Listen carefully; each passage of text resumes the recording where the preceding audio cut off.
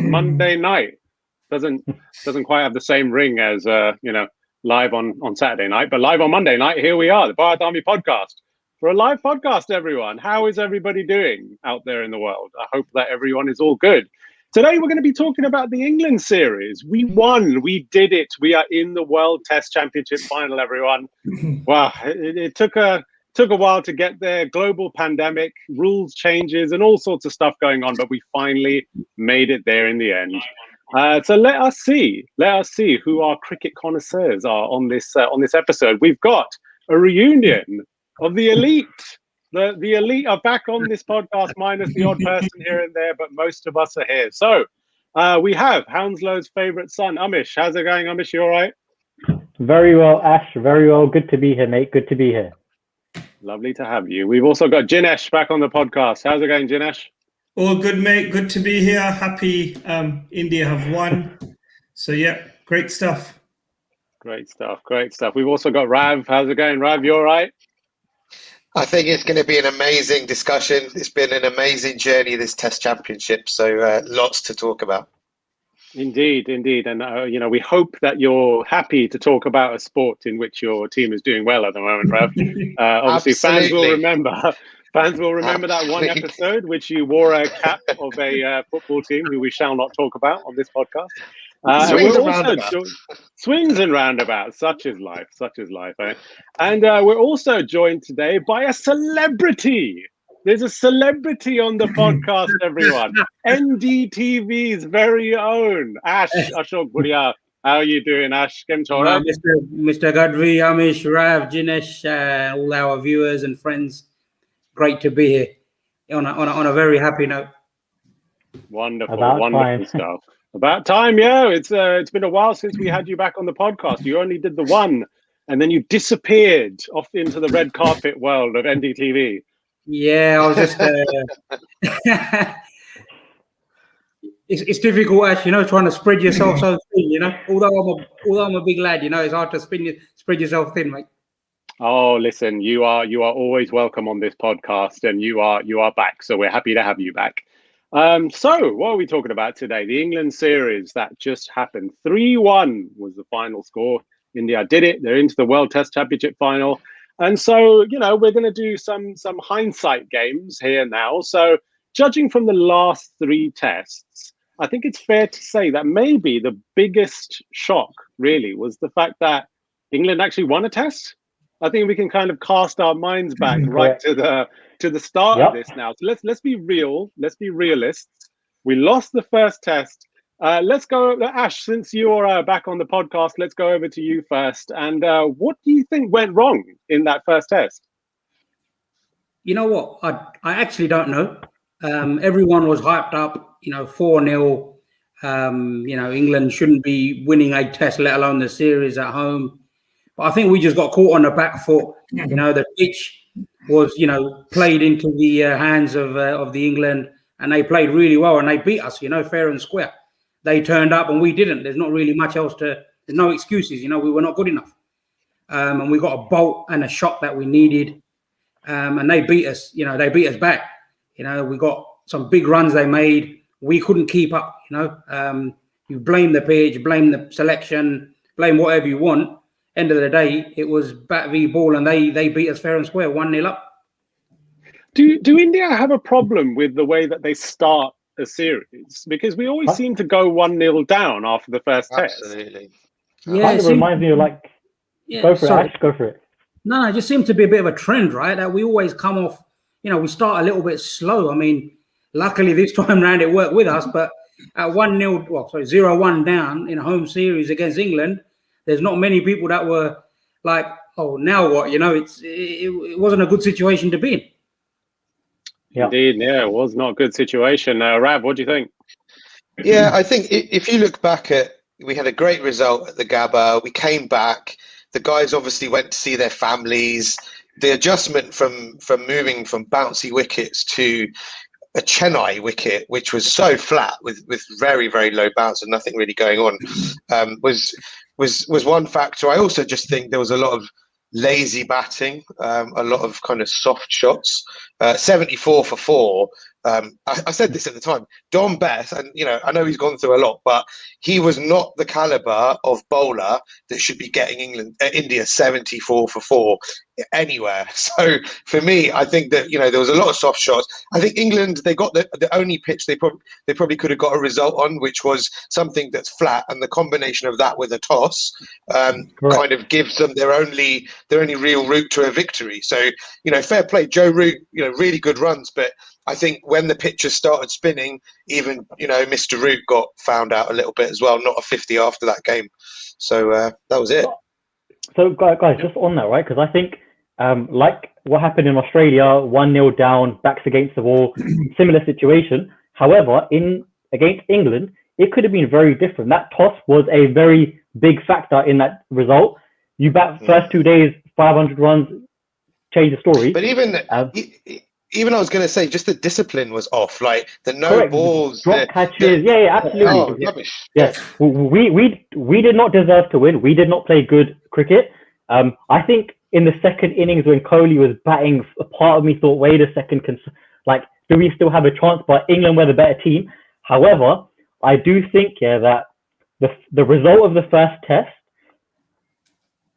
initiated the wrong discussions for England, because it kind of set expectations that England are there, whereas it made us talk about the pitch more like that was the issue. Going forward, in reality, England just weren't good enough throughout the entire series, and India played very bad in the first test. Even if you look at the second innings of that first test match, even then, when we got them out for under 200, the signs were there that when the pitch turns even a little bit, then they're going to have problems. So even when we lost that game, I don't think there were many people who thought, this is really it for India, and this is really a turning point, because really we played at 7. I think Jin said this when the game was going on. If you play at 60% of your potential, you're not going to win too many games. You can't disrespect the game in that way, Although saying all this from an Indian perspective, England played the perfect game, right? Absolutely. Yes, the toss was advantageous. It was in the last test match, right? But the first test, Root, outstanding innings. Fifth day, Anderson, 2 in 2 balls or 2 in 3 balls, right? Rahane and Gill, again, outstanding. Where India struggled was A, it was a flat pitch. B, we had 5 bowlers and only 3 of them turned up, right? Nadeem, no balls, that's another thing, the selection. Why was he even playing? Because Axel was injured. Because Axel was injured. Yeah. Well, I tell you what, this topic has got our social media comments absolutely blowing up at the moment. We've got a comment from Sanchit. Hello, Sanchit, from the IPL Weekly podcast as well, saying, slow starters, great finishes. Come on, the India. We've also got a message from, we don't talk about that stuff on this podcast. We've even got a message from Jitin Puri saying nothing wrong in the first test. It was a match-winning performance by Joe Root, and that's it.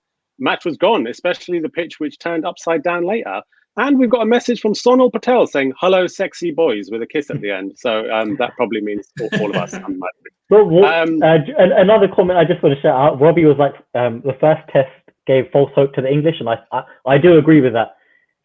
Well, Robbie also said it was a bit of a hangover. So possibly from the Australia series, coming straight off that, maybe it was a bit of a hangover. What do you guys think? 100%. But on third day, getting bowled out was 74 for 4, like Rav said, ridiculous. Criminal. Yeah. I mean, to be honest, England winning that one test, that was their tour, overachieved. India may have won this tour. We are happy because they got to the WTC final. But if you take in isolation, anything but 4-0 was a bonus for England. I think England, and the first test meant we started producing bunters. Again, a compliment to England, right? We were fearing England, basically. Because it was like a 5-test series. Yeah. Well, that's true. I'll tell you what. Since you've mentioned Bunsons there, I think let's move on to one of the highest, talking points of this entire Test series, which was the pitches. There's been more written about these pitches, you feel, than Meghan Markle in these past few weeks. I mean, there was an absolute just furore over the pitches. So, Jin, let's stick with you on this. Try to be just as objective as you possibly can about this. Obviously, we're very happy that India won 3-1, no complaints. But what did you make of those pitches? Okay. Against England, I don't think there was a need to produce pitches that spin the way they did, especially Chennai from ball one, more or less, right? Why was it done? It was done because we had to win to get into the WTC final. Had that not been the case, I think we would have had, I agree with Michael Atherton. These were spin-friendly pitches. They were challenging. They were at the extreme end of spin-friendly. However, I don't agree with some of the comments that, it was unplayable, etc. No, I don't buy that argument. And the third test match where people talk about underpreparedness, if you look at third test and fourth test, the pitch was the same. The difference was that pink ball. So I don't buy the pitch argument. It's nonsense. Rav, what do you think? Go for it. I think I kind of agree with Jin. I think that we were on the extremes of what you would call kind of fair wickets. I think, but we're always on the extremes when we go to New Zealand and we go to England, and nothing kind of gets said there. For me, I think the big thing about pitches is if it's variable bounce as well as spin, then I have a bit of an issue with that, because it really is a lottery at that point.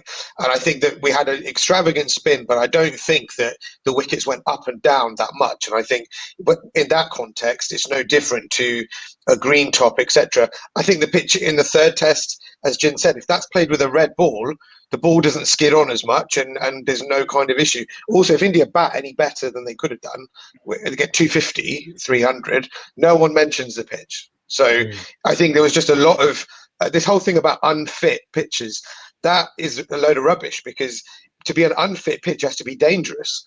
And none of these wickets were dangerous. So there's a bit of a media spin that came with a lot of this. And I think it kind of shows, actually, the way India defended it, which I was really happy about, Ashwin, etc., was this is where, India control the game now. So you guys have to kind of come on the bus with spinning wickets, because that's what you're going to get. And if you don't like it, tough luck. But moaning Jin, about it isn't going to help.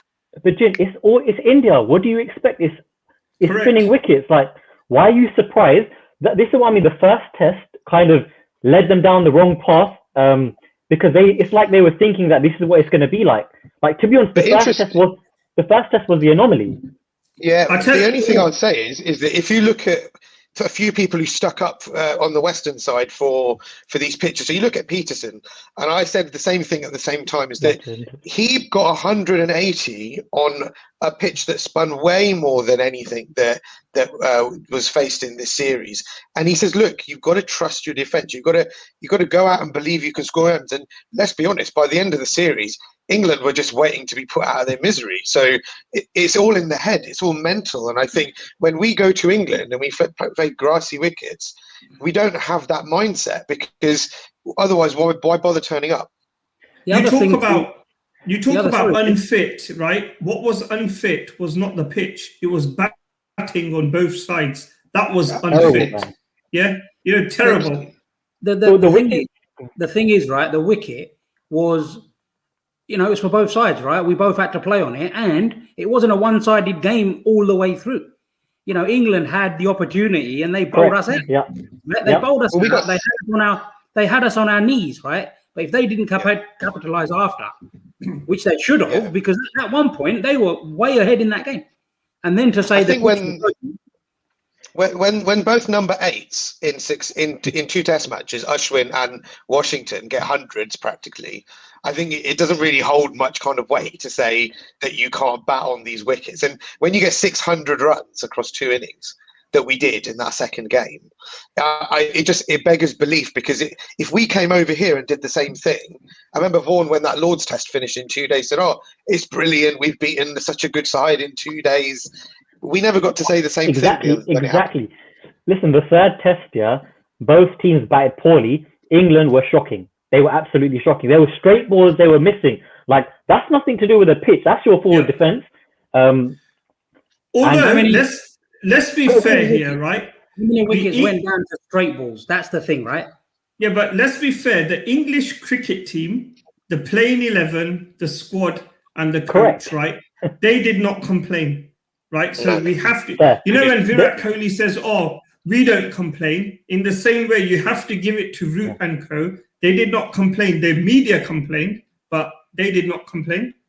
But also, guys, it's Test cricket. Like, what do you want it to be easy? Like, who defines what's a good pitch and a bad pitch? Like you know, Rob, you said earlier, it's not dangerous.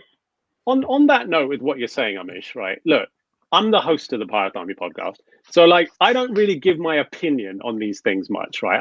I let you guys do the talking because you're the cricket connoisseurs, right?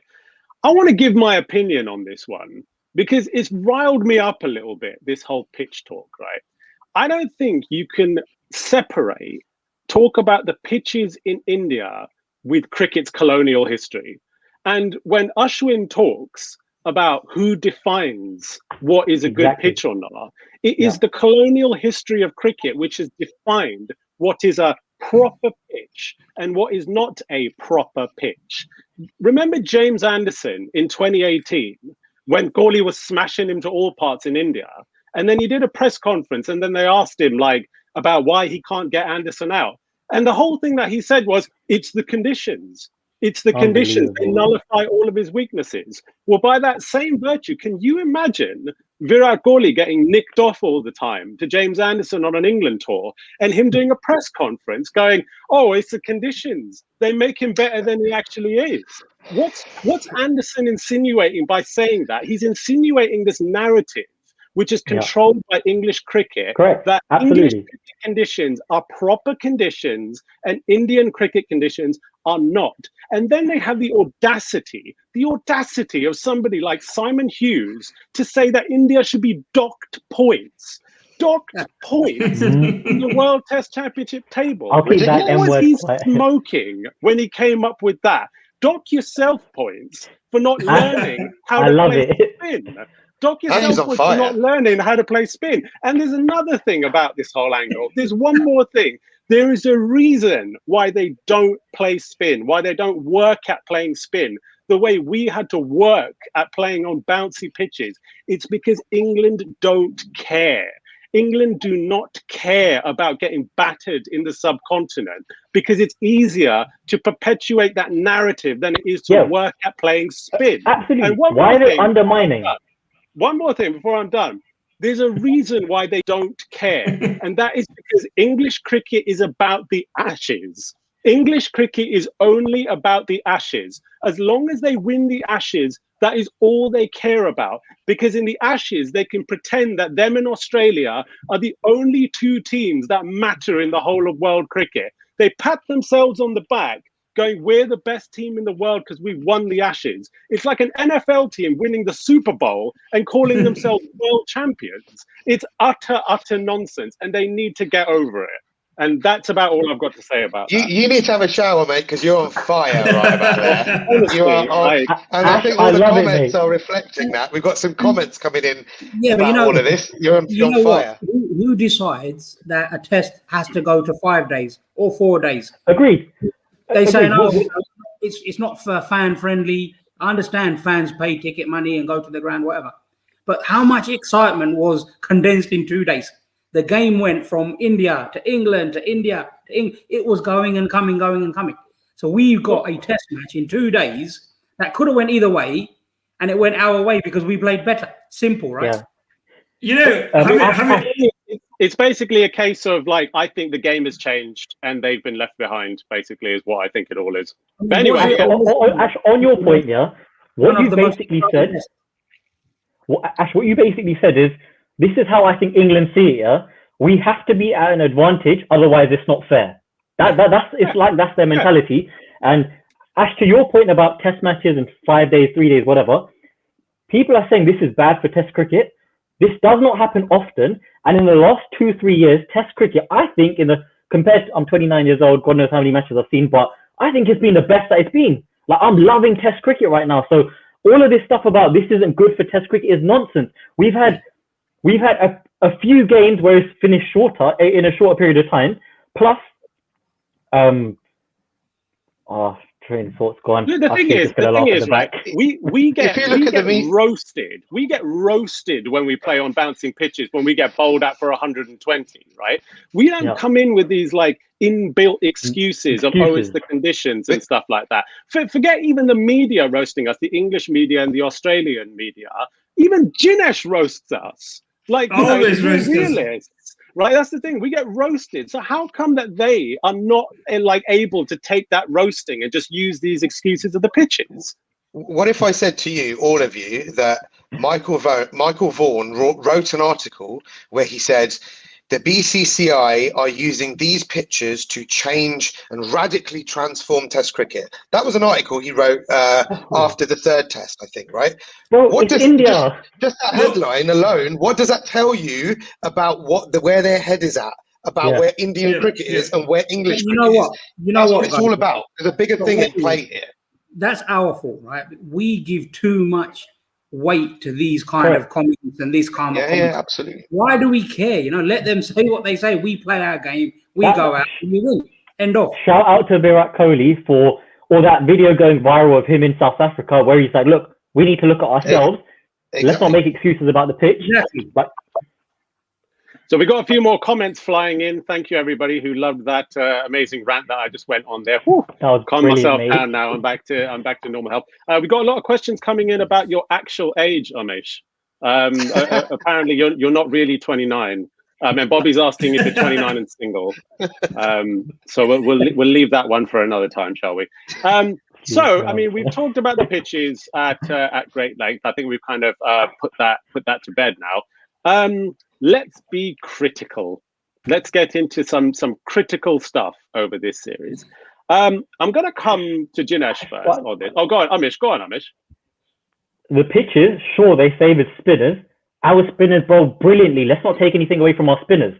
England's spinners just weren't good enough in the remaining tests. Our spinners were beautiful.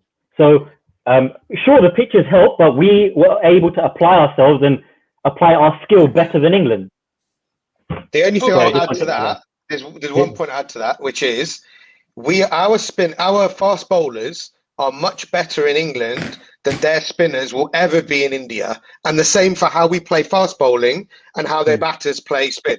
And that is the difference right there. And that's why India are, you know, they've all said that we're the best side in the world, funnily enough, all this media, even with all the pitches. Vaughan is saying, Atherton, they all said India the best side in the world. So it shouldn't matter about the pitches then. And I also hear a lot of stuff about how when they come to England, the pitches will be green. But if I'm honest with you guys, bring it on. I believe in our fast bowlers.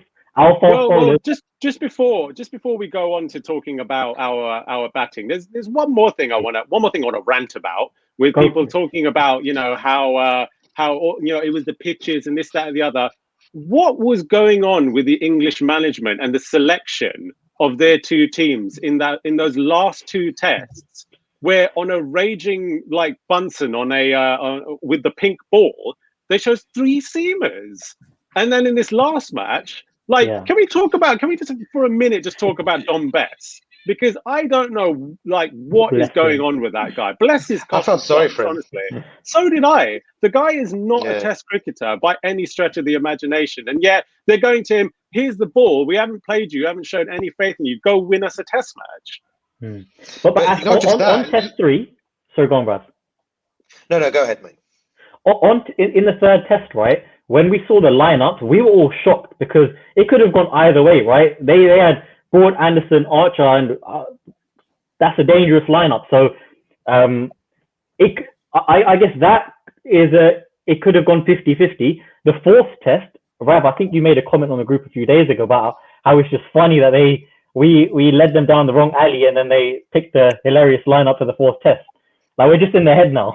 They got their selection completely wrong. They misread pitches numerous times. They won like 3 tosses, I think it was. They had 2, 3, 4 different types of surfaces. I mean, how many more excuses do you need? You played poorly. You lost the series fair and square. You can't blame the pitch. You can't blame the weather. You can't blame the curries, the dosa or whatever. You know, it happened. the Makni. Yeah. No. The England team turned up.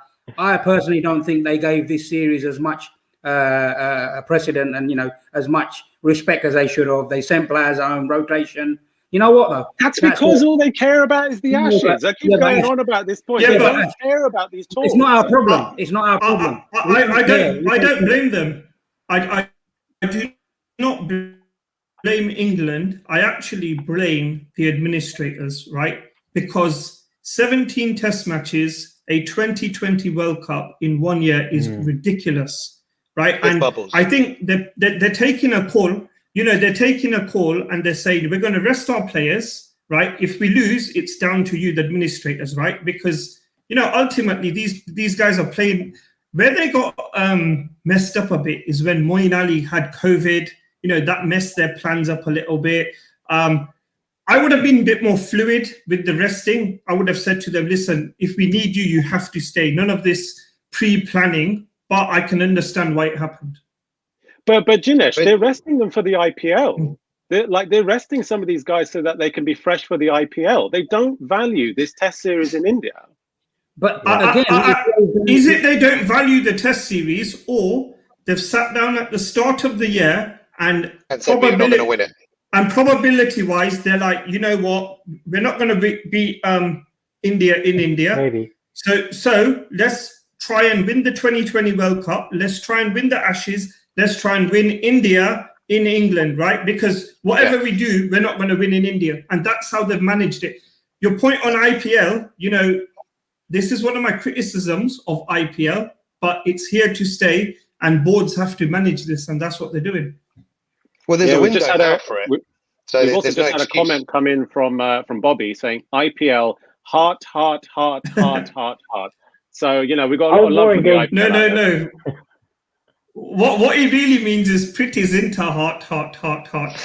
Less said about that, the better. But, if also just looking at England and you look at where they were in this series, if I said to you, you can go to England, but you can only play one shot, you can only play a cover drive, or you can only play hook shot or pull shot, you're not going to win the series. Now, they came here and they said, we're going to sweep everything. Right, we're going to sweep the balls that are on the stumps. We're going to sweep the balls that are not on the stumps. And when you start doing that on turning wickets against Akshar Patel, who can bowl 3 different balls in the same place with different speeds, right? Yeah. That is, you cannot do that. And England have a very one-dimensional way of attracting these players who are playing these series in India. Like, the last time, 2016, they brought a right set of just nobody players like these Ansaris and all this. And they never go anywhere because, like we've all said, it's all about the Ashes. And from what we're hearing as well, they're going to rotate during the Ashes. So England, if they're not careful, they could, if India have a good series, they could lose against us in England. They could not win the 2020 and they could lose the Ashes, which I think they will anyway. So then Joe Root's under huge pressure and the rotation thing hasn't worked. Yep. And I may say something a little bit controversial here, but when it comes to the English players that they're selecting for these tours, like some of these, spinners, like, people like Dom Bess, obviously, like I said, they're not, of the test caliber that you would hope can get a result in India. Is it just worth them chucking in somebody like a Samit Patel into the team to just say he might get some value out of the pitches down there than maybe somebody like Dom Bess can? And also, how old is Monty Panesar? Yeah, but they took Verdi. The Verdi was in the squad as well, right? And apparently he was there. I saw him. Yeah. I mean, that boy's got a lot of talent. If he would have played ahead of Bess, I swear he would have done better than Bess. Agree. But either way, guys, I just don't think, with all due respect, their spinners are good enough to have caused trouble. Because one bad ball and over, one full toss or whatever, takes the pressure off us, and that's exactly what happened during the innings. If you compare that to India's bowlers. Line and length, good area, keeping the pressure on. Also, shout out to Rina, who said they're relying on Joe Root too much, which I fully agree with. They rely on Joe Root. He's our only good player. Well, yeah. But look at their test team. You're talking about other formats. Their test team's not built for test performances. Like, their last series win against Sri Lanka, fair enough. But you can't compare, with all due respect, India and Sri Lanka. But if you look at the difference as well in this series, we had no VK 100, we had no Rahane 100, we had barely no Pujara 100, and yet they still lost 3-1. So with so many players being out of form, right? And bowlers that we had to bring in. Siraj is not really first choice, but he played.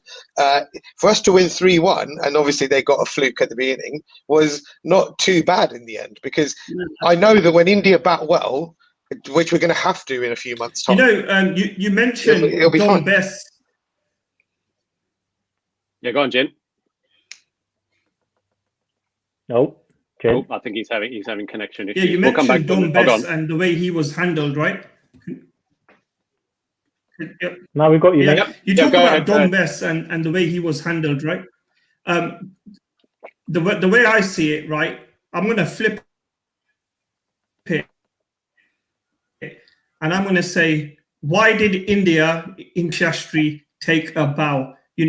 30 players, all looked after, all performed when they came.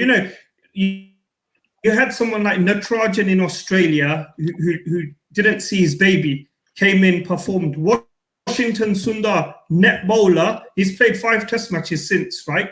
Who has kept the morale up in these times? Ravi Shastri, management team, spot on. And, it's a like-for-like comparison. You look at England moaning about the bubbles. Yeah, Ashwin had a moan about the bubbles, so did Ravi Shastri, but we got on with it.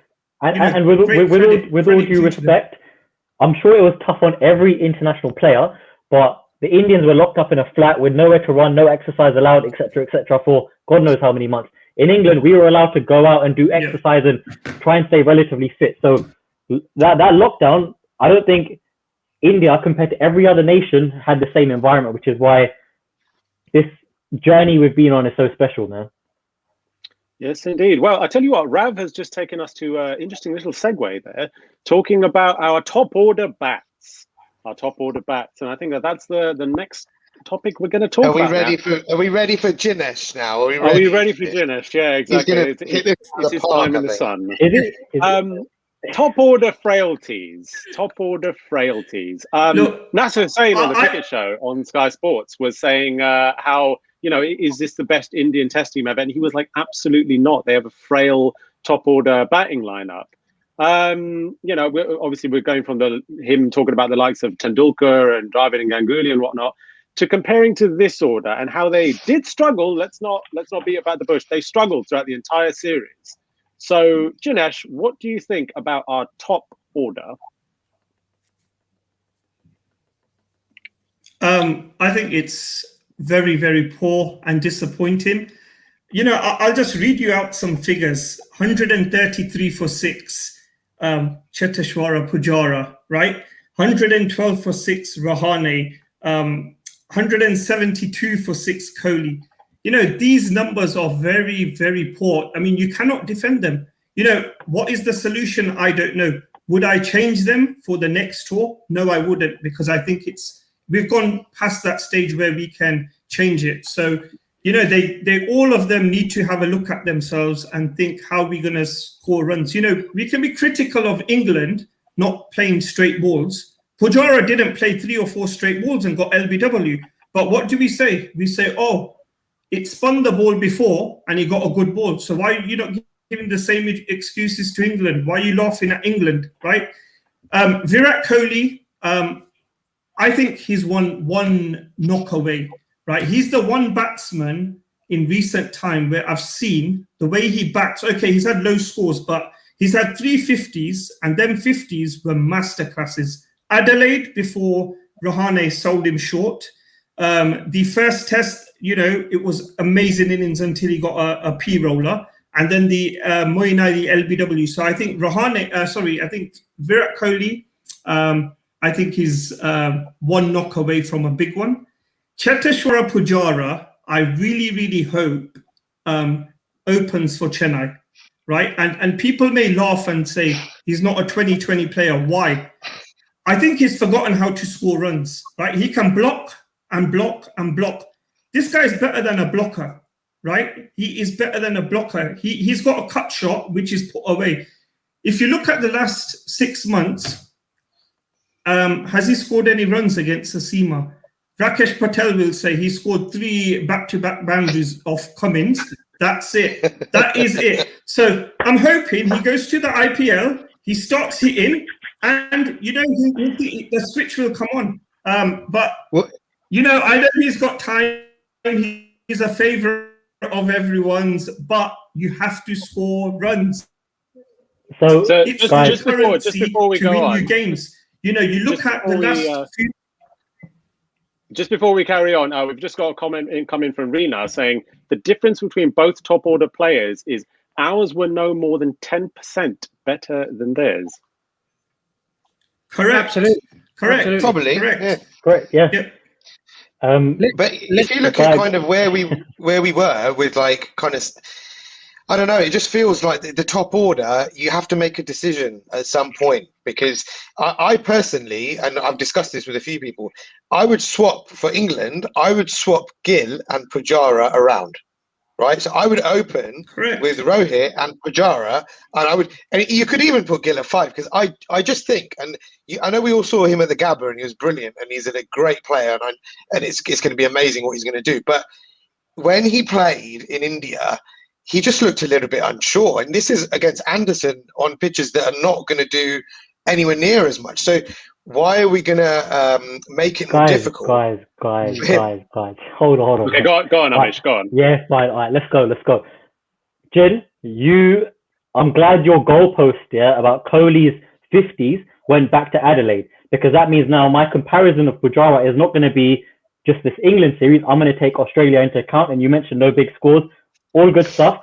I'm not denying India's batting this series was not great. In the top 3 names you mentioned, not great. Pujara, bro, 3 runs behind the leading top scorer in Australia, our last series before, against the best fast bowling attack in the world in tough conditions.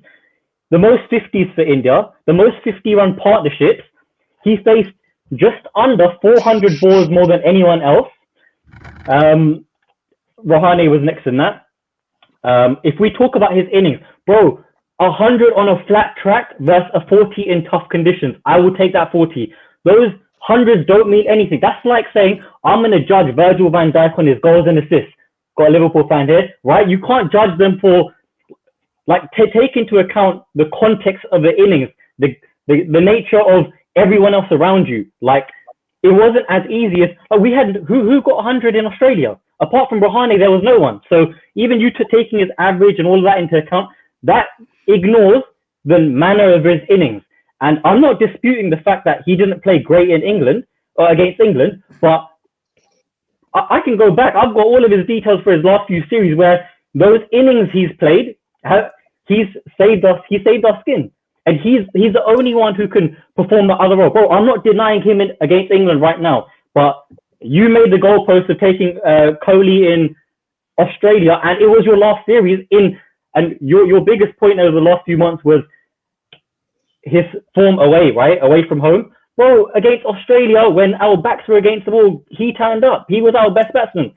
Throughout all those tests, he's been consistent. He hasn't got those big scores, I recognize that, but he's done things that no one else haven't been able to do. Because of Pujara, we didn't lose in Australia. Because of the likes of Punt, we won. Because of Pujara, we did not lose, right? Okay, I'll take you back to Sydney, right? Cool. Sydney, you drew because Ashwin and Vihari batted 3 hours. That does not happen, right? You won at the Gabba because of Washington Sundar and Thakur in the first innings. Without that, there's no rearguard in the 4th innings, right? Bro, before that, go on. What is his average in the last 2 years, right? He plays well in Australia. He plays well in India. Now he doesn't even play well in India. He averages less than 30 in England, South Africa, New Zealand. And before you say to me, I've lost you, mate. He bats better than someone else. He gets paid to score runs for India. Yeah? The way Bumrah doesn't, Axar did not say to you recently, I took 27 wickets. Wow, right? I got more than Ashwin. He gets paid to do that. Pujara gets paid to score runs. No, end of the day, right? You can argue all you want. And look, I want Puju to do well. I also get the fact you need to build innings, etc. But I'm afraid you saw this. Why was this Test series against England in India so close? Our batting was not up to scratch. You know, Rahane scores 100 every 10 games and fails, right? Look, I'm not saying drop them. I think it's too late to drop them. What I am saying is, if you look at Pujara, okay, you compare Australia, this Australia and the previous Australia, right?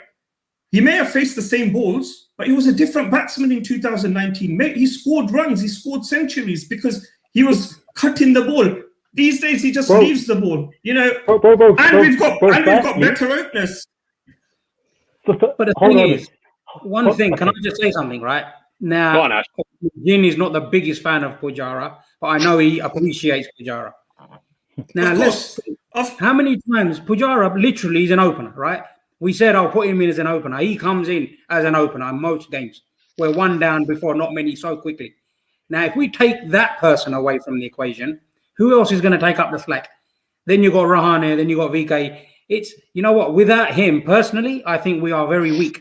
He's not doing fantastically well, like you put the stats down, but it's everything he brings to the game and the situations and the blows he might take, the hours he might play out, you know, just knocking the puff out of the bowlers by not scoring, whatever the role is. Yes, ultimately you want a player to score runs, but I think we have to give Pujara that role where he's not going to score you 10, 20, 30, 50 runs in 10, 30, 40, 50 balls, right? But he has a role to play, and I think it's very, very well defined. He takes blows. Agreed. Well-defined role. He has to stay. And just to play devil's advocate for a minute here as well, that we're talking about how the English batsmen didn't adapt to the spinning pitches in India, and that's their problem. But by virtue of that fact, that Pujara taking all of those body shots at the Gabba, is that not our batsmen adapting to the conditions? What we're saying England didn't do? But there's two arguments there, right? Now, does the batsman take the blows, or is the batsman not good enough to not have to take the blows? You have to also, you know, balance that up as well. He took some blows which he took his eye off the ball. Let's be completely frank. You know, he's got his stance. He's not watching the ball. So if you're not watching the ball, you're going to get hit. So you can say that.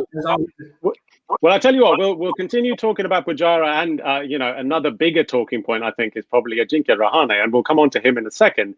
But we've got a question coming, which I'm going to pose to Rav from the Edges and Sledges Cricket Podcast. Lovely for them to join us, and they're asking: does Shubman Gill retain his spot?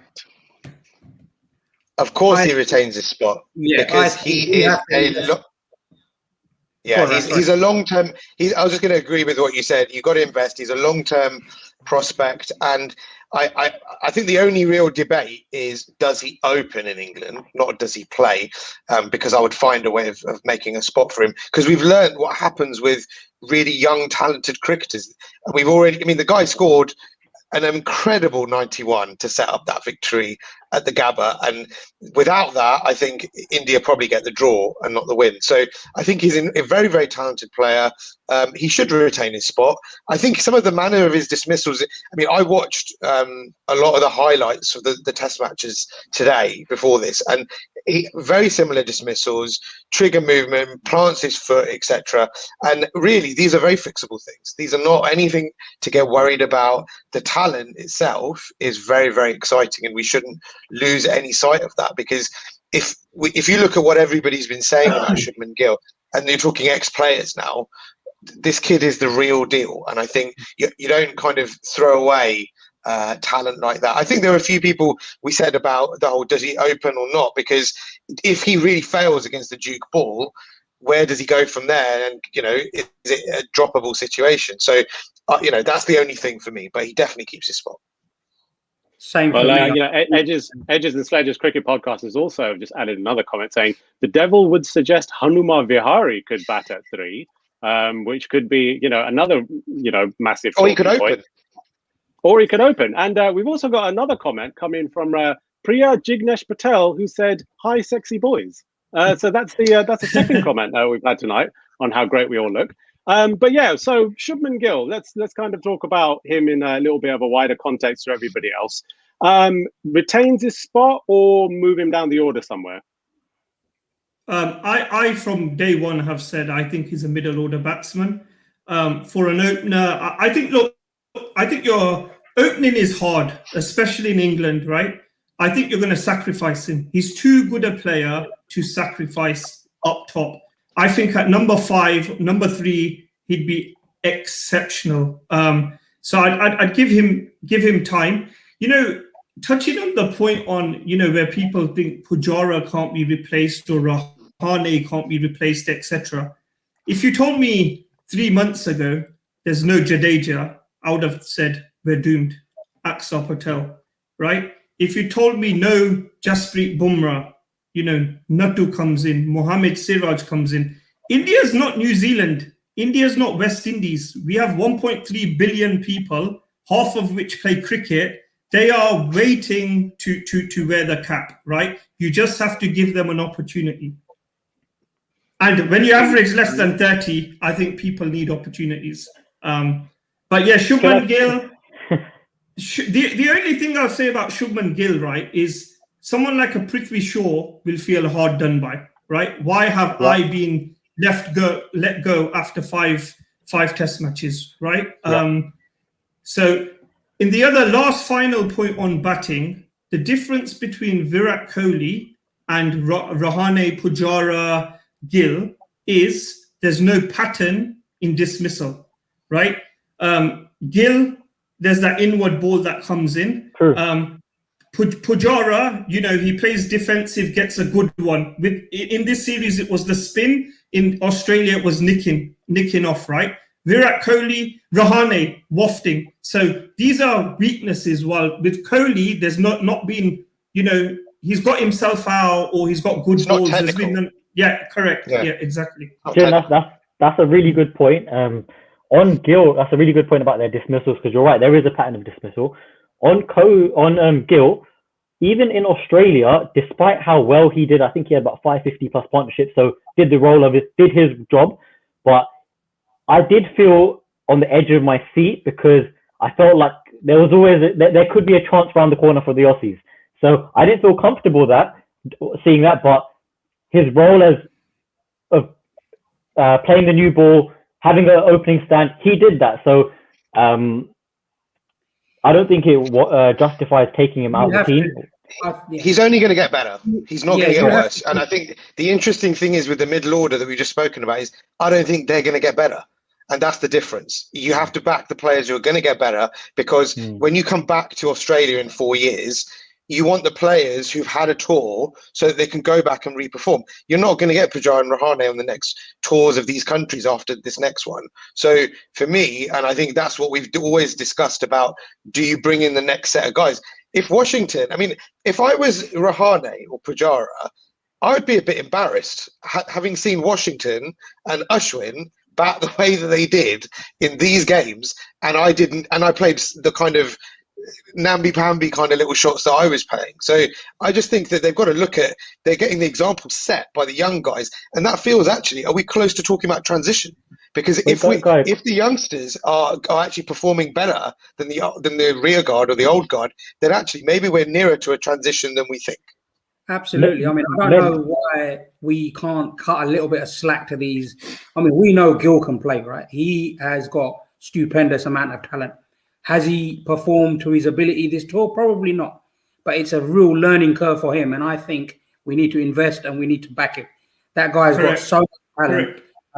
He can make himself better than, let's say, I don't know, if we're going to complain about Pujara or Rahane, like Rav says, you've got more chance of getting longevity out of Gill than you have out of the other guys. You've just got to give him a bit of slack. That guy's going to get us heaps of runs. Jin, you mentioned the point earlier. It's too late right now because our priority is the World Test Championship final, whenever that is. So I'm with you there. However, I'm sorry, I do need to defend Pujara here, right? Because I can't let us taint his name like that. You mentioned his performances in the last 2 years. You mentioned he's had opening stands to come into. South Africa, October 2019, 4 innings, he got 250s, 81 and 58. Bangladesh, November 19, 2 innings, 250s. Forget them.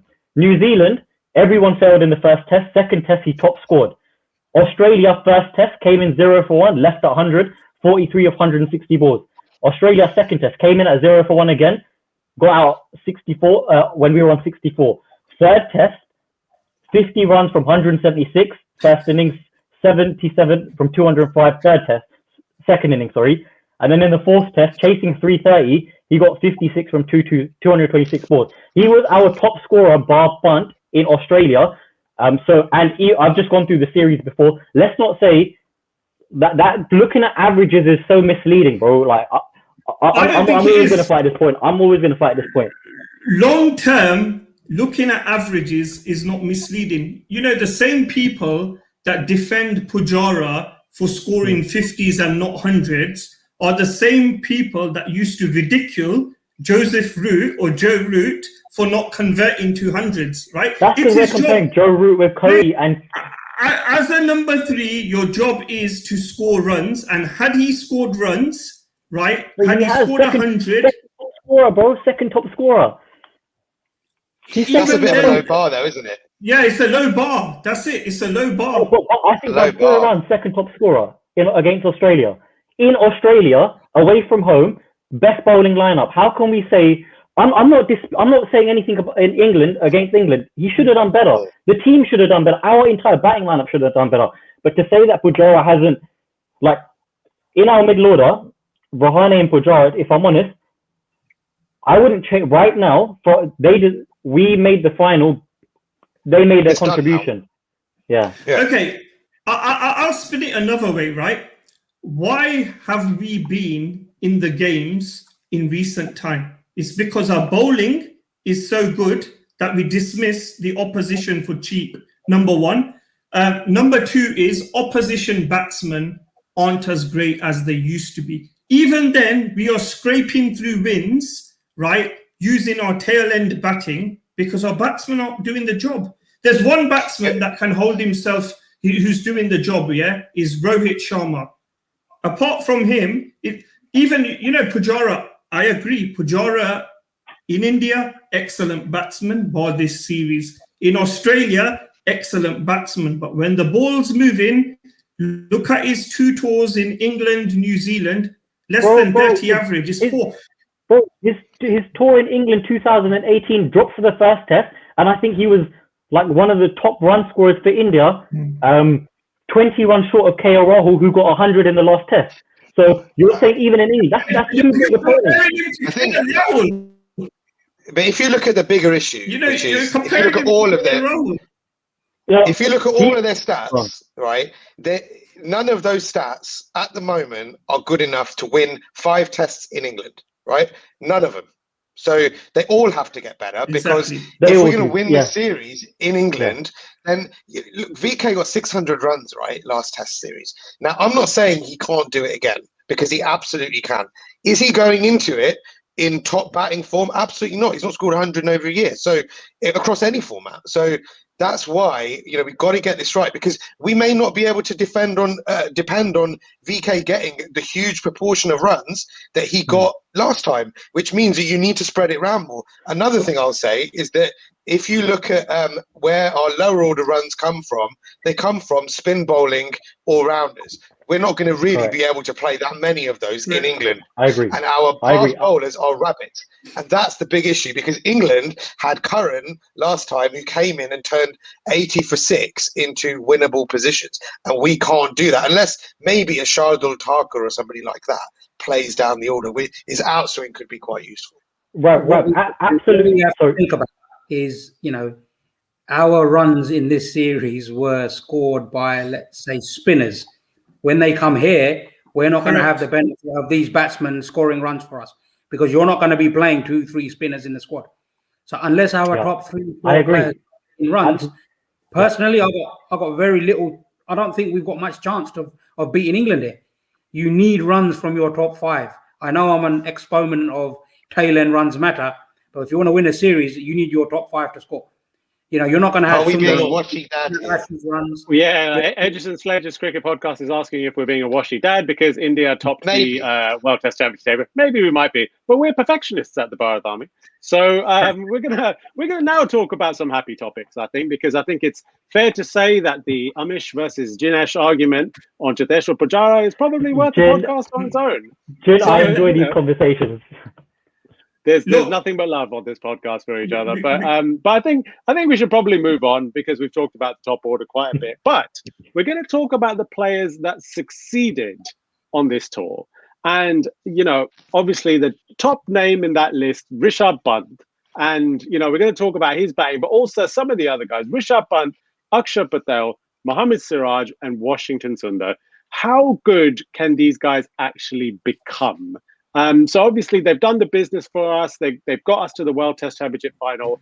But can we just spend some time here just talking about Rishabh Pant first and foremost? Because what an innings that was in that last match. Let's go over to Rav first to talk about Pant for a little bit.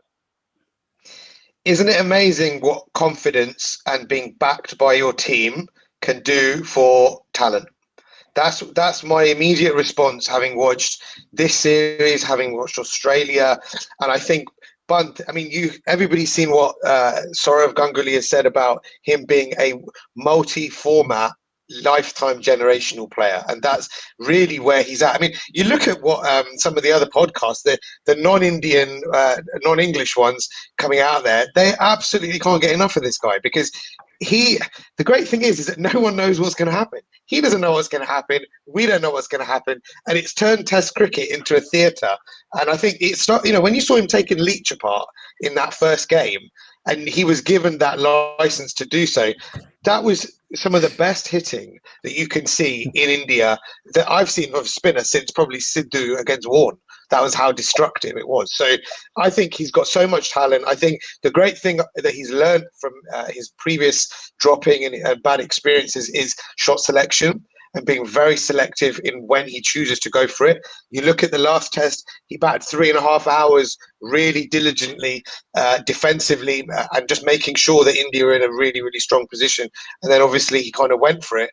And I think that's where actually the team management probably deserve a little bit of credit. I think we've all been very, some of us have been very harsh on Ravi Shastri and other people, and I think they deserve a lot of praise and credit because they've given him the confidence. They've said, go and I'm saying this as one of them. They said, you got to go out and perform, but you got to. I think Shastri said you got to respect the game, and now Pant respects the game.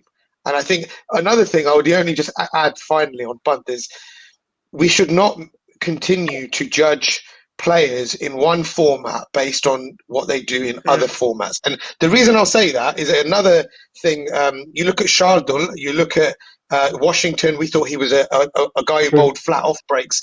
These guys are not what we think they are. They have very different skill sets and they come from backgrounds that mean they're so determined to perform, and Pant is just one of them. So it's almost like we've got one diamond out of the rough, but there's so many more diamonds in this pot that over the next few years we're going to unearth. I think Washington is the next Steve Smith, for example. Yep. So think about that. We've got loads of diamonds to come. And very quickly, we've just got a comment come in from Surjeev Singh saying "shot of the decade," and I think obviously he's talking about the reverse scoop of Jimmy. Can I just say the fact it was Anderson, when it was Jimmy Anderson's face, that was one of my best days following cricket with India. So satisfying. Honestly, so satisfying. Brilliant. It couldn't have happened to a better person, right? 100%. If there was one bowler you wanted that to happen to out of all the England attack, it was Jimmy all day long. Because it was also the moment of that shot. I don't think anyone expected. He was dominating, but to disrespect in that fashion was shocking. That was. Can I just say something on Pant? I think we are very fortunate. He has his way. He's been studied around in the order. He has now arrived. All right, let's face it. He's arrived. He knows what his place is in the team. He knows his job. He's been backed. He's worked by all accounts, and we see it so hard to lose some of that timber he had. And he's beyond the stumps, getting a lot better. I mean, we had Sehwag, and now this is going to be Pant's era, I think. So Ash, you mentioned, right? He knows his role in the team, and once again, credit to management, right? Because I think as fans, we watch the game and we're clueless about what he's going to do next. And against Australia, I saw a lot of player interviews and they have the same concerns. They don't know what to expect from him, but they They trust him to trust his game. And Rav, you mentioned earlier about how he's matured in his. He actually paces his innings really well now.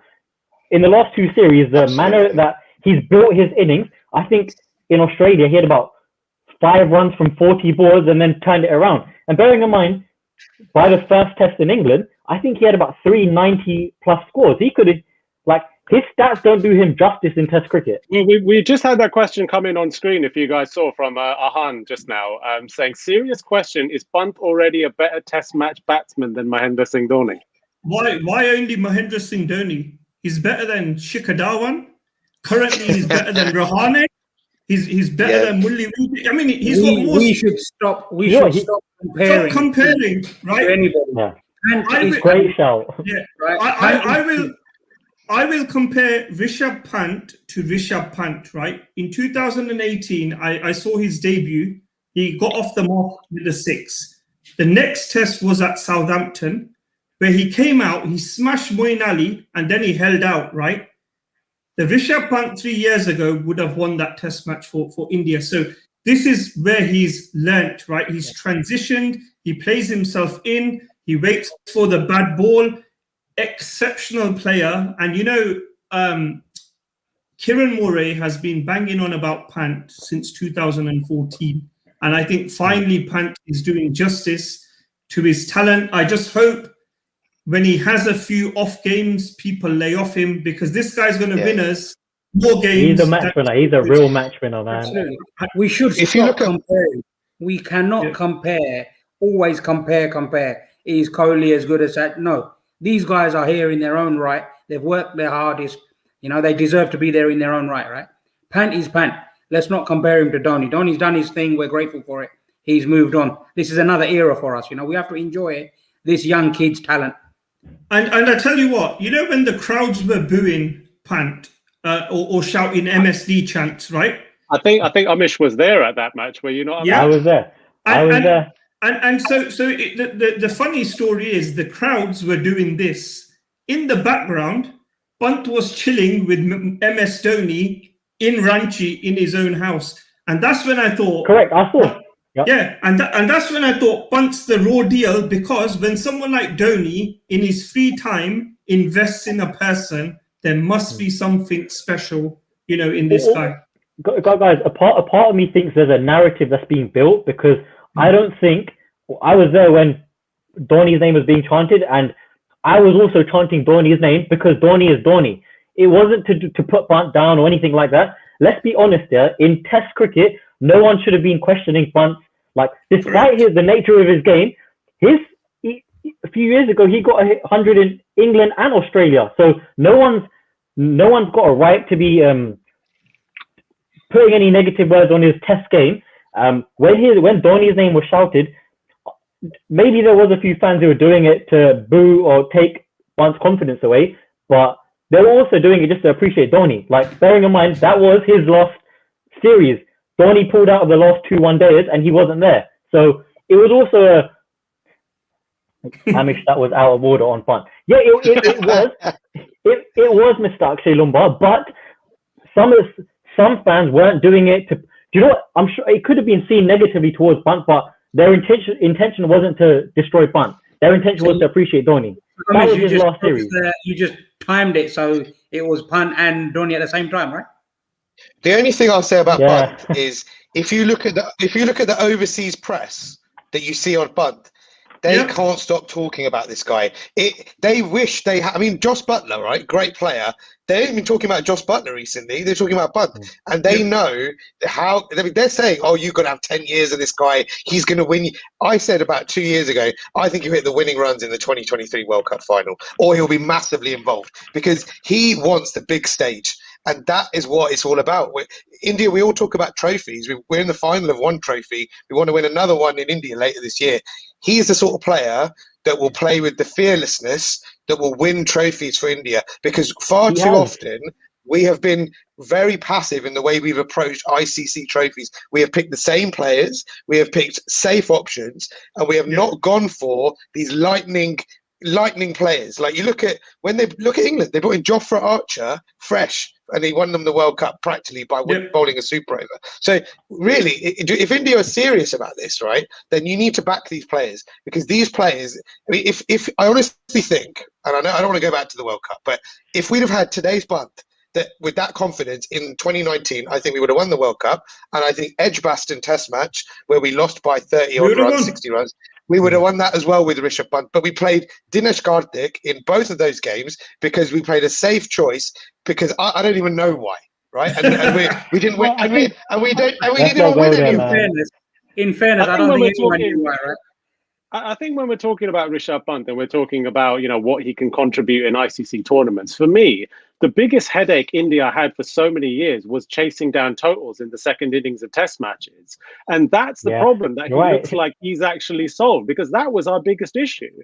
And now it looks like, as you're saying, if we had him in Edgbaston, we would have won that match. But do you know what, Ash, to be honest, that's hard for any test team. So for someone to be able to go in and turn things around like that, he's a goldmine. Like you said, he's a diamond. Like, for him to play the innings that he's played in the last two series, he's been a huge contribution to us being in the final. But he's not surprising me. Yeah, Pant has not surprised me. I expected it from him. Maybe not the consistency, but I tell you who has surprised me: Washington. Sundar. Yeah. You talk about Washington Sundar, but also, honest hands up here. How many people saw Washington Sundar being the now mainstay in the test team that he is, and Akshar Patel being the devastating strike bowler in test conditions that he's turned out to be? Look, the thing with Akshar is, I think anyone that can bowl left arm spin, turning it in on these tracks will do well. Maybe not 27 wickets, but 15 wickets, especially against England, right? But Washi against Australia at the Gabba, Chennai first test, this last test, and I tell you one thing, don't know about you guys, but when he's batting, that's when I'm most comfortable. Like Rahul Dravid's batting, like, I don't think this guy's going to get out. Like, you look at Kohli, you're always nervous because he's such a big wicket. Rohit Sharma, you're thinking, when's he going to give it away, right? But Washington Sundar, Pujara, obviously you're safe for 3 hours, but you're thinking, when's the next run going to come from? But Washi, if it's pitched up drive, who remembers the was it the pull shot of Cummins? Indeed, and just a quick reminder also that Washington Sundar is 21 years of age. So he's a child. If I said to you, he plays his game way beyond his years. He's so composed. He's so comfortable in his own space. When he's in the middle, you can just sense that he knows that, what's expected of him. He trusts his own game and he backs instinct. He's such a comfortable player, it seems. It's going to be selection of exactly just the point I was going to make, because the likes of Pant, Sundar, Akshar Patel, Ashwin, Jadeja, like, we've got a good problem in front of us, a very good problem in front of us. Our partnerships, I shared that analysis a couple of days ago of the group of our lower order partnerships, and if I'm honest, I don't know what our order would be in England. We've got too many player options. But the problem is, them lower order ain't going to play in England, right? Because in England, you're going to have Ishant, Bumrah, Siraj, Shami, etc. Well, Mohammad Siraj is also one of those players that has kind of emerged big time in this. So are we all agreeing that he's on the plane to England? No doubt about it. 100%.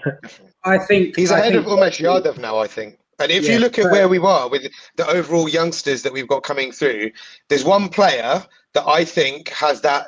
We talk about match winning ability, Washi, Gill, Pant. There's one other player who needs to come in for England. That player is Hardik Pandya, because if he can bowl and play as the all-rounder, we will have such long batting and we will get England out for under 250 most test matches, guaranteed, because we'll have that depth in bowling as well. So I just wanted us to get him in for England, and then I think India got a really, really strong side. And you guys always look. I've always criticised Indian batting in recent time, and why? Because of this conversation we're having right now. We have such an amazing bowling attack, right? It will be a waste if we go to 2025 and we've not won a series in England, or we've not won in South Africa, or we haven't won a white, what have we, growing up, what did we miss as Indian fans? We never had bowling to take 20 wickets, right? We finally got that, but we ain't got the batting. So this is why I'm always critical of batting, because I think I'm kind of desperate to win a series in England against England, right? I'm desperate to win white ball trophies. We need, it's all good saying, oh, Michael Vaughan said we're the best team in the world.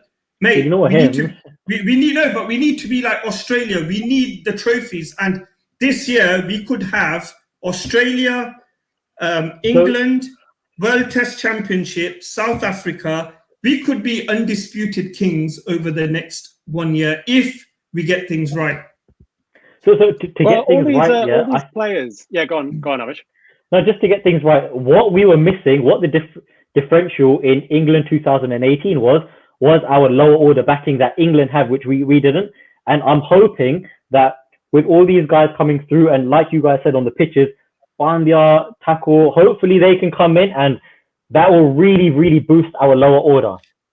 See, that's one way of looking at it, right? Top order, yes, we know. Yeah.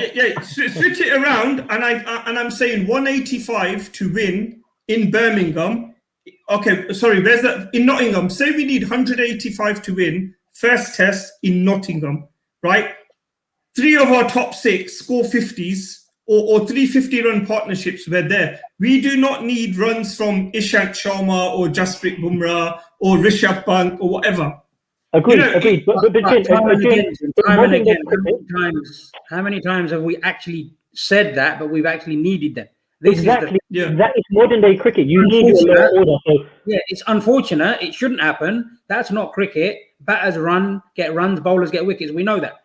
But time and again, we're in situations, especially here, that we need those runs, right? Even if it's a 10, 20 sneaky partnerships here and there. Yeah, but you have to be realistic, right? So by realistic, this is what I'm saying is, okay, I agree, we need the runs. So is Ishant scoring them? No. Is Bumrah scoring them? No. Is Shami scoring them? No. Okay, let's take them out, put in Axar, put in Washi, put in Hardik Pandya. Then are you chasing 185 or are you going to be chasing 385? Are they going to get you the wickets? So that's the problem. Jin, we're not undermining the importance of our batsmen, but I think now in the modern day game, you want to be able to have that comfort of your lower order. So I'm still expecting our top order to get runs and do their job, but I'd rather be there knowing that 7, 8, 9. Look, if we take the last test against England, it was neck and neck, and then Sundar came in and had his partnership. I think we had 200 stands at 6th and 7th wicket. That was a game changer. So having that lower order being able to come in and change the game, that gives us an edge, which I don't think we've had in the past. So hopefully, going forward, we can build on that. And I think as well, we've missed giving as much accolade to other players. Mohammad Siraj for me, what he's done in the last 2-3 months has been monumental. Excellent. The kid has come in, right? He's lost his father. I mean, he has just bowled and put in a shift every single time he's picked that ball up. He plays with his heart on his sleeve. 100%, man. His effort for me has been up there with the Pants and the Washington. Yeah. Even more, because I think I put him just slightly below Pants' effort. That guy has put in an absolute shift, right? And he's literally bowled his guts out for us, and he's got success. This kid should be coming here. Let me ask you guys this question then, because we're obviously talking about our lower order. We are heaping all of this praise on Akshar Patel and Washington Sundar. What do we do about a certain Ravi Jadeja? Because he's obviously not in the team right now because of injury. What do we do when he's fit again? And what if he's fit in time for the World Test Championship final? He comes straight back in, no doubts about that. He's the best all-rounder we've got, barring. Yeah. Actually, I think he's a better all-rounder than Hardik Pandya. 100%. Yeah. Bro, Jadeja's made himself undroppable, and I know it's not common to play 2 spinners in England. However, it has been done. I think we did that in the last test in 2018. So if we have to do it, I'm hoping the pitches are relatively friendly towards spinners as well, because it's a tough situation to have to leave Ashwin or Jadeja out. They're two. They should both play. I think if you look at 7-8 combination, India tend to now want both bowling all-rounders in both of them, and you would hope that with August being when the first test starts and middle of September when the last test finishes, the Oval and Old Trafford are the last two games, you'd expect some good spinning wickets actually. Not huge turners, what we've seen, but Old Trafford always helps wrist spinners, Oval always helps any spinner. So I think they'll both play. Headingley maybe not, depending on conditions. Lords, you never know. Lords doesn't do anything for spinners these days. So the thing at is, least 3 out of the 5 tests they'll play, I would have thought. The thing is, Bharat Army's comment is just Hardik or Jadeja, and that comes into the equation, right? Because Pant at 6, Jadeja 7, Ashwin 8, Shami, Bumrah, Sharma / Siraj, whatever our combination is. The problem is we can't play Hardik Pandya in that lineup, and he's a game changer. You can't play him if you have 5 bowlers, no. Yeah. Well, I'd probably have him ahead of Rahane, but it's not going to happen. He's a vice captain. You can't take him out. So, I mean, obviously, we're talking about, the World Test Championship final. We've obviously made it after 2 years. Amish, it's been a hell of a journey to get to this point. We'll obviously talk about how we feel that about the match, because obviously, there's another team there, and New Zealand are a bloody good test team right now, probably the greatest test team in their history, some might argue. But let's talk a little bit about the journey to get us to that point. What did you make of this last 2 years, plus COVID-19 pandemic, the whole lot? Yeah, it's difficult to put words on how beautiful this journey has. In the last few months, I don't think anyone expected, when Ravi Shastri mentioned it in his interview, we were top of the table. Then because of COVID, the way the rankings changed, and so the goalposts moved. The Indian players to be locked in their flats for 6 months, the pressure on their mental well-being and so forth, playing IPL, followed by the 2 most difficult opponents in Test cricket, or arguably the 2 most difficult opponents in Test cricket, to go back to be 1-0 down in both series and come back with a win, to not have your best batsman in Australia, to play in Australia without your main bowling lineup and have as many debutants as we did, and seeing them flourish in the manner that they did. Satisfying, man, satisfying. And to see how everyone has stepped up, the new guys coming in, like, I don't think, if I'm honest with you, I didn't think when we were 1-0 down in Australia, I didn't think we'd be here.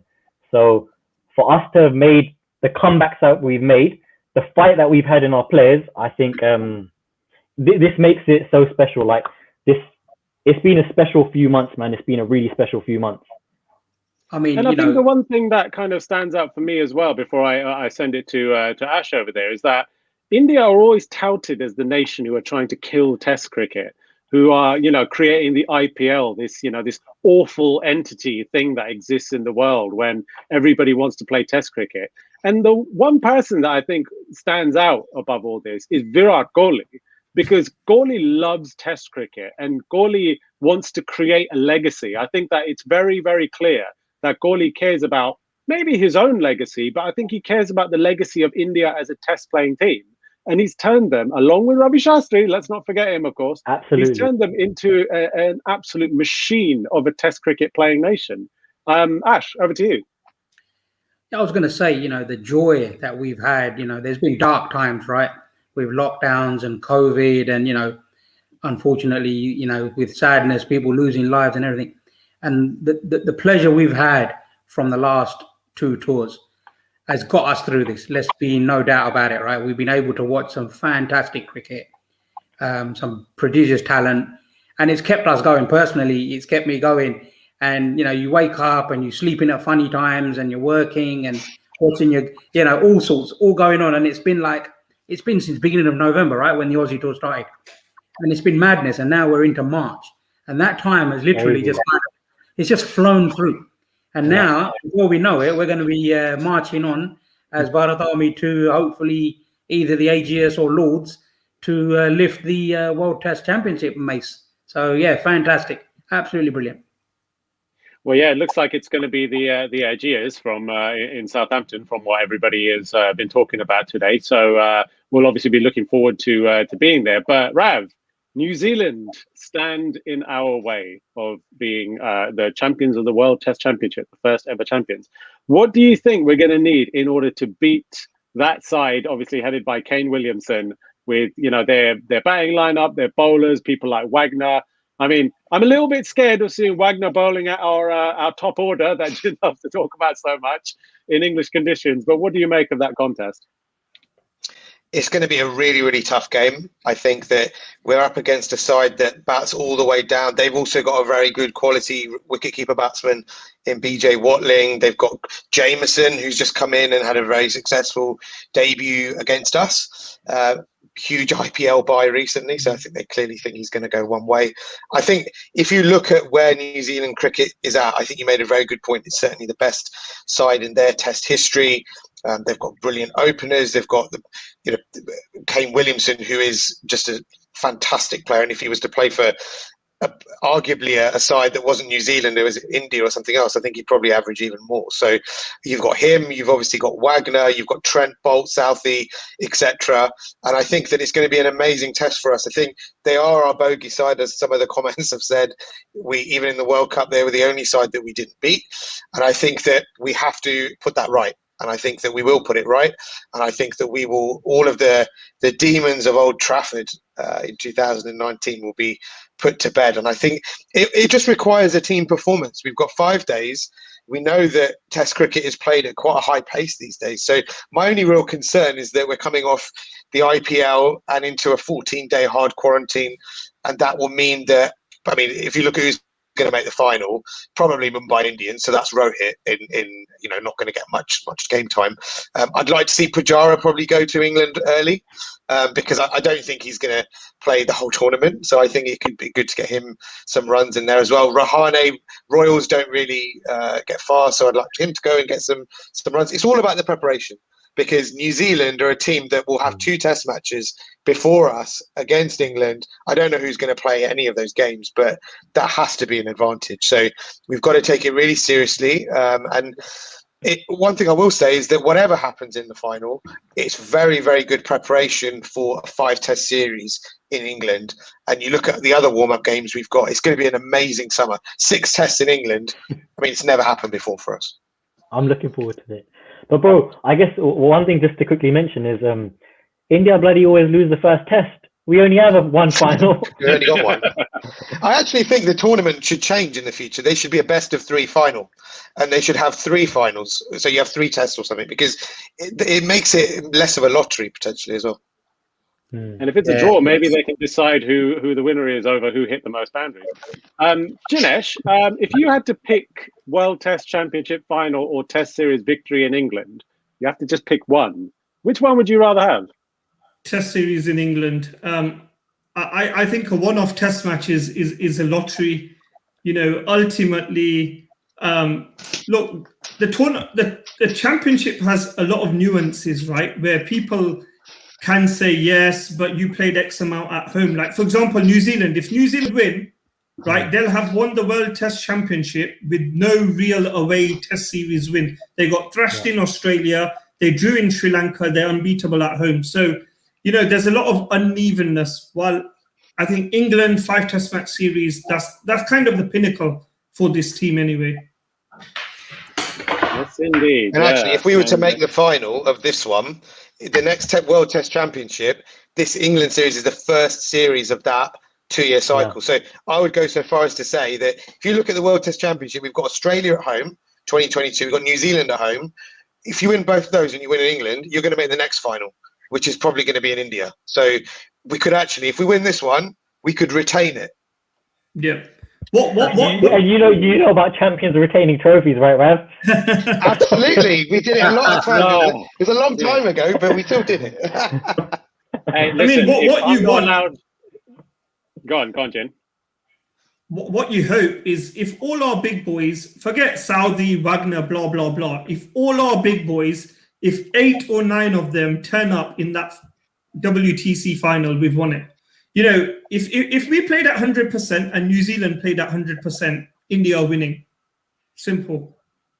Fair enough. I like the optimism. And well, look, if I'm not allowed to talk about wrestling, then you guys aren't allowed to talk about football. So that's why I'm taking it. And with that, our time is up. Well, there's all sorts of champions in the world. But with that, our time is up on this special live podcast. We got through it, everyone. We got through the live special. Thank you very much for joining us, everybody. Thank you very much for all the comments. Everyone's been sending some amazing comments in. Thank you so much for all of that. And we'll be seeing you on the next podcast, everybody. Thank you very much. And Jai Hind. Thank you. Peace. Bye-bye.